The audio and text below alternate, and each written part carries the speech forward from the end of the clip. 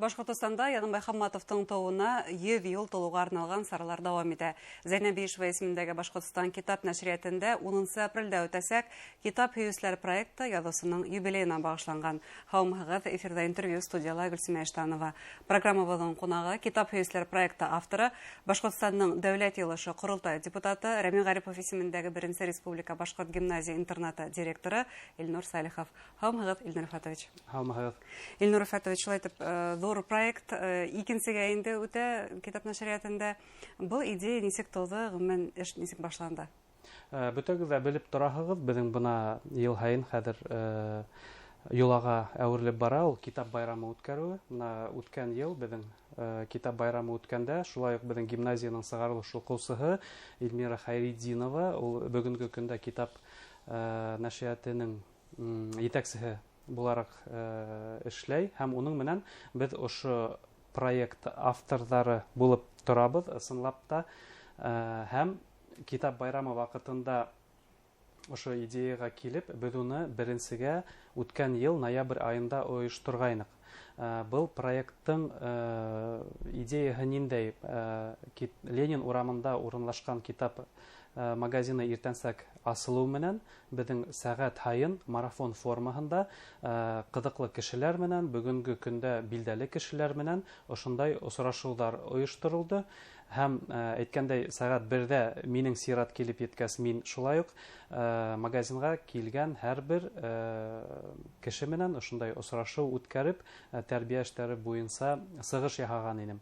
Безнең ноябрьдә үткән беренче көндә ул марафон форматында булгас, иртәнсәктән башланып китте, һәм шул көндә без 8 кунак менән очрашу үткәрдек. Әйтеп үтәйем, монда Бишбармак оркестры килеп очрашу үткәрде. Һуңынан Нелли Мартова, шулай ук язучы, Ольга Маловица булды, Флюра апай Мурзина килеп, Ирдан, МС Баш шулай ук сакырылды. Һәм Өфө дәүләт нефть Өфө университетынан шулай ук ректор урынбасарлары сакырып, уларды сакырып ошо очрашу оештырдык. Һәм әлбиттә бик әүдем үтте. Әйткәндәй, был проект форматы ул иртәнсәк килдең дә кискә тиклем ултырып һәрберен тыңлап сыгырга ла була. Әмма ләкин бына кеше бар бер төрле сәвет инде. Ул килеп бына кызыклы икән уга Флюра апайды күреп, уга һораудар биреп, уның менән аралашу икән. Ул ошо вакытка килеп очрашу үткәреп, үзләренең һорауларын бирә ала. Әгәр дә Бишбармак оркестрын ул барып концертларда күрә икән, бына уларның үзләренең ошо эште нисек башлап ебәргәннәрен, уларны кызыксына икән иҗады менән, шулай бит. Уларның иҗады менән кызыксына икән, ул ошо безнең программаны карап, шул вакытка килеп, улар менән очраша алды, һәм минең уйлавымча, беренче ошолай ноябрьдә үткәрү ул бик ыңгай тәэсираттар калдырды дип уйлайм. Чөнки барыбер менә кеше менән аралашканда күптәре ишеткән, күптәре белгән, без уны радионан да әйттек, үткәрелә дип инде. Монда аерылса, мин бына үземнең рәхмәтләремне ошо безнең проектты кире какмаенса, ул әлбиттә китап нәшрияты һәм безнең мәгариф агентствоһына yetkерер идем. Чөнки бында үзең генә эшләйм дисәң, проектты уйлап табуы ул бер кимәл, уны тормышка ашыру, уны күрһәтү, уның турында һөйләү, кешегә аңлату, ул әлбиттә зур көч талап итә. Бында бына күмәкләшеп эшләү, ул әлбиттә ошо ыңгай тәэсираттарды уятты дип уйлайм инде. Һәм 10 апрельдә китап һөйүсләрнең икенче очрашуы үтә. Ул инде Яныбай Хамматовтың юбилеена арналган. 10 апрель сәгать 4-тә шулай ук мин бөтә китап һөйүчеләрне һәм китап укучыларны Ленин урамында урынлашкан безнең яңыртылган китап магазинына сакырам. Ысынлап та ул көндә безнең сәгать 4-тә Яныбай Хамматов иҗадына, уның гомеренә, уның бәйле ошондай сарау үтәсәк, бында безнең сакырылган кунактарыбыз бар. Яныбай Хамматовтың ияңсәре Алһу Хамматова, шулай ук безнең язучылар союзы рәисе Башкортстан Республиканың Курултай депутаты Айгиз Баймөхәмәтов һәм Рафис Әминев. Һәм был очрашуның нимәһен әйтеп үтер инем, бына бүгенге көндә күптәр әйтә бит инде, бәлки балалар, яшьтәр китап әд укыйлар дип, китап магазиндарына инһәң, ул хәтлем теге кешеләр Һатып аласы күренмәйдер. Һатып алусы ла бәлки күренмәйдер. Икенче яктан караһаң, китап укучылар бар, әмма ләкин улар интернет магазиндарыннан китапты һатып алып, инеп кенә алып сыгалар инде. Бына минең уйлавымса, ул китап магазиндарының да, ул китаптың да кеше өсөн ыңгай яктары бик күп. Һәм әлбиттә балалар да китап магазинын күрергә тиеш, белергә тиеш, кайда һатылалар. Ул әлбиттә ошо урындар, ул беренчедән ошо аралашуны булдырырга тиештер дип уйлайм. Ягъни укылган китап буенча ниндидер аралашу, фикер алышу. Ниндәйдер аралашу, фикер алышу, шулай ук билдәле кешеләр менән очрашу. Һәм ни өчен без бында Ришат Аминевты шулай ук сакырдык? Чөнки бүген бүтәгә дә күреп торабыз бит инде, балалар телефонда күп вакыттарын үткәрә. Балага алма тиһәң дә улыны карай, тыйырга ла ярамай. Тыям тиһәң дә тыюы авыр, чөнки бына бүгенге көндә телефон һәм ошо техника безнең гомеребезгә, ул тормышыбызга нык бәйле һәм ингән. Шуның өчен бында инде балага юк, карама, әйдәгез алып куяйык дип кенә булмай, уны ниндәйдер ыңгай якка борып җибәрергә кирәк. Әгәр дә бына без башкорт язучылары, башкорт шагыйрьләре иҗады менән таныштырайык дисәк, бына бер ысул, ул иҗады менән дә таныштыру һәм Ришат Амиев минең уйлавымча, Рафис Аминев минең уйлавымча, бына ошо балалар менән бүгенге көндә популяр бит Reels дип әйтәләр. Бына иҗады буенча Reels төшерергә өйрәтәсәк һәм башкорт язучыларының иҗадын бына ошо басым менән, ошо юнәлеш менән дә өйрәтергә була дип уйлайбыз. Таратырга була. Һәм улар әлбиттә ифтарында калдырасак һәм кемдер бына кызыксыну, мотлак рәвештә кызыксыну уятырга тырышасак без, һәм минең уйлавымча ошо ысул, ул әһәмияте бардыр дип уйлайм. Балаларда гына сакырасызмы?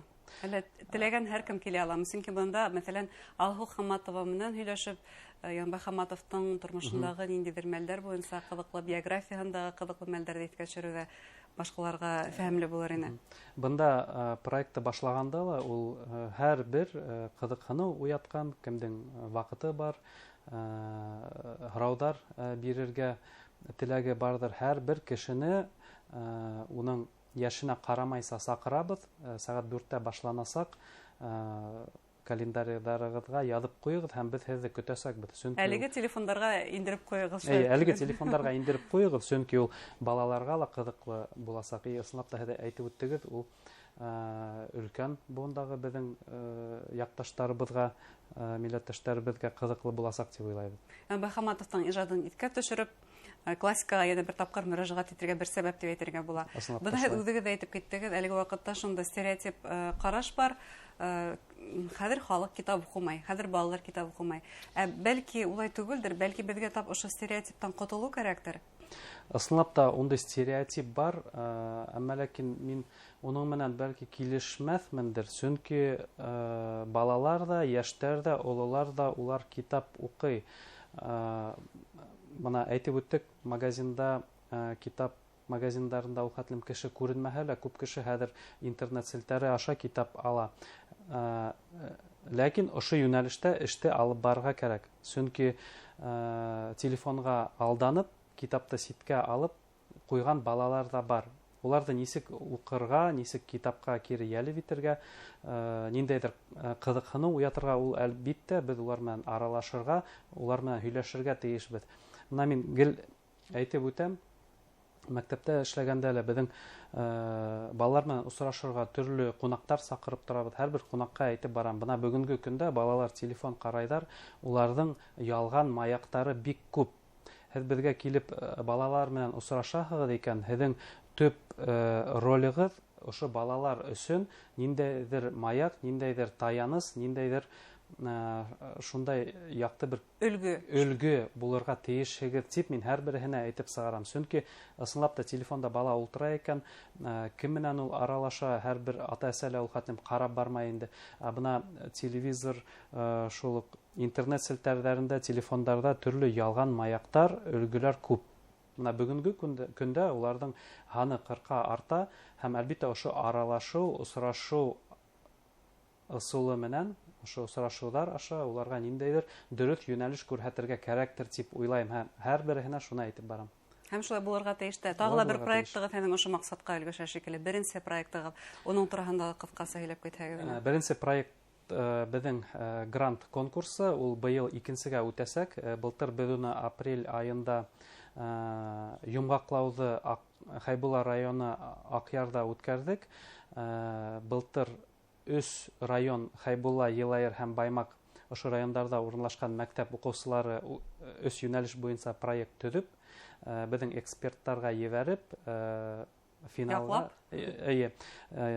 13 апрель былтыр Акъярга йыелышып, ошо эшләрен яклап, сыгыш яһап урындар алгас, без уларга проекттарын үзләренең мәктәпләрендә тормышка ашырыр өчен аксалата ярдәм бирдек һәм ел буена үзләренең проекттарын тормышка ашырдылар һәм шулай итеп үткән инде. Менә быел инде без 7 районда алдык. 7 районда урынлашкан мәктәп укучыларын һәм Сибай калаһын.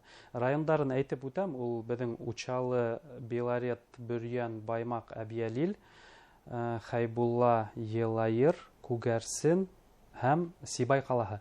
Шулай ук 26 апрель Акъярда үткәрәсәк без Йомгаклауды. Бүгенге көндә 40 мәктәп укучылары, 40 команда үзләренең эшләрен ебәрделәр, юнәлешләрне дә арттырдык һәм быелдан безнең ошо конкурска кушылган эшкуарларның һаны ла артты.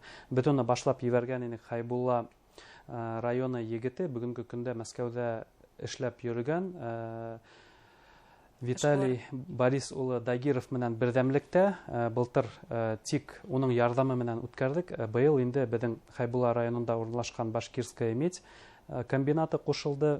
Шулай ук ошо райондарда бүгенге көндә эшләп йөргән эшкуарлар да кушылды. Улар эшкуарлар балалар өчен өлгө булып торалар. Уңышка өлгәшү өлгөһе.